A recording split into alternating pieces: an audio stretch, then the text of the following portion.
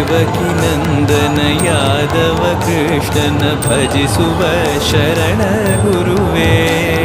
ಜಾನಕಿ ರಮಣನ ಶ್ರೀ ಜಯ ರಾಮನ ಪೂಜಿಪ ಹರಿಯ ಮಗುವೇ. ಮಾಧವನ ಮಧುಸೂದನನ ಆರಾಧಿಪ ನಿಮ್ಮ ನಯನ. ಕೇಶವನ ಹರಿಗೋವಿಂದನ ದಾಸನಾಗಿ ಜನನ.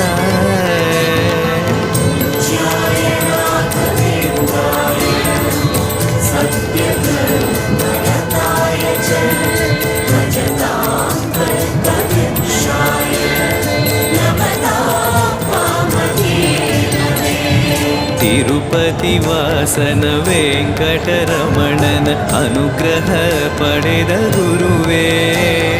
ದ್ವೈತ ಸಿದ್ಧಾಂತ ಖ್ಯಾತ